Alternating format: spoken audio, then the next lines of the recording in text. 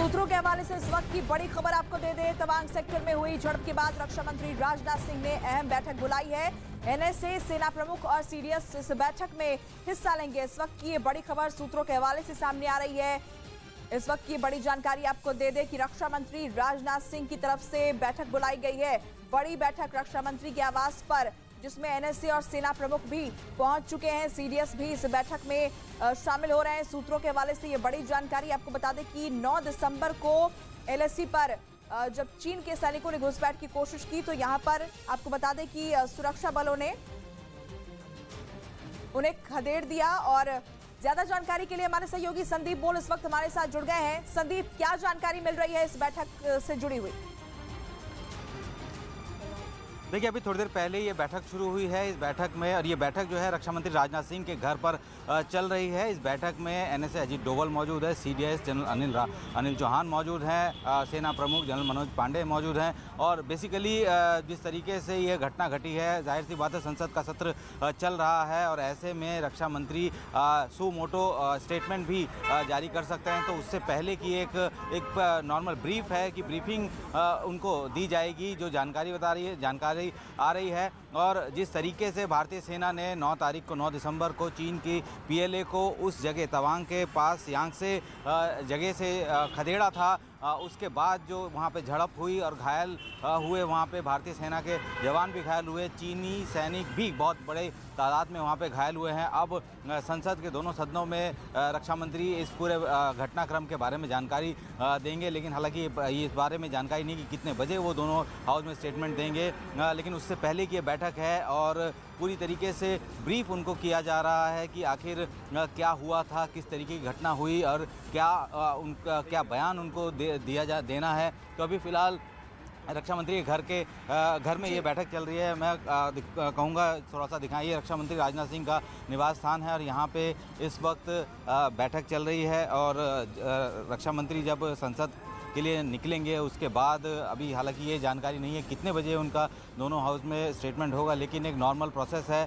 जब भी पार्लियामेंट का सेशन चल रहा होता है और कभी इस तरीके की घटना होती है तो संबंधित मंत्री इस बाबत जानकारी रक्षा मंत्री राजनाथ सिंह जो है वो इस पूरे मामले को लेकर ब्रीफ ले रहे हैं कि वहां पर क्या अपडेट है। लेकिन संदीप, क्या जानकारी मिल पाई है 9 दिसंबर की घटना के बाद से इस वक्त किस तरीके के हालात बने हैं? वहां पर शांति स्थापित हो गई है क्या? देखिए, जो एक मैकेनिज़्म है दोनों देशों के बीच में, दोनों देशों की सेना के बीच में जो मैकेनिज़्म है, उस मैकेनिज़्म के तहत वहाँ पे मामले को सुलझा लिया गया। लोकल कमांडर स्तर पे जो बातचीत हुई थी, बैठक हुई थी, वहाँ पे फ्लैग मीटिंग हुई थी। फ्लैग मीटिंग के बाद ये वहाँ जो जिस जगह पे यानी यांगसे में जहाँ पे ये विवाद हुआ, वहाँ पे उस जगह पर डीएस्केलेशन हो चुका है, डिसएंगेजमेंट हो चुका है वहाँ पे। लेकिन अभी फ़िलहाल तनाव वाली स्थिति 10 के 10 बनी हुई है। हालांकि ये अभी तक नहीं कहा गया है, बताया गया कितने सैनिकों को जो है चोटें आई थी, लेकिन इतना तो साफ है कि चीनी पीएलए उस इलाके में इससे पहले भी इस तरीके की हरकतें कर चुके हैं।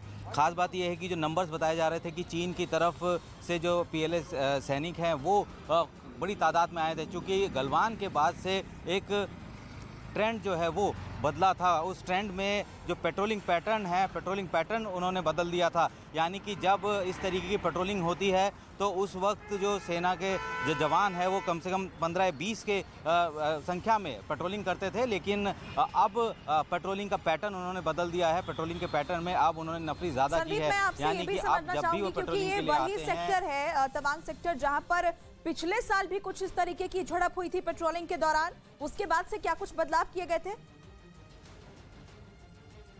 देखिए, पिछले साल अक्टूबर की बात है। अक्टूबर में एक बार ये खबरें आई थी और ये तस्दीक भी हुई थी कि चीनी पीएलए को भारतीय सेना ने वहाँ पे घेरा था। यानी कि वहाँ फेस ऑफ वाली सिचुएशन हुई थी और वो भी काफ़ी संख्या में वो वहाँ पर पहुँचे थे। लेकिन ये सिर्फ और सिर्फ इस वजह से है क्योंकि पहले जो पेट्रोलिंग होती थी वो पेट्रोलिंग, नंबर्स की बात करें तो पहले जो पेट्रोलिंग होती थी वो पेट्रोलिंग बहुत ज़्यादा सीमित संख्या में होती थी। यानी 10 से 15 सैनिक आते थे और अपने जो क्लेम लाइन है वहाँ तक मूव करते थे।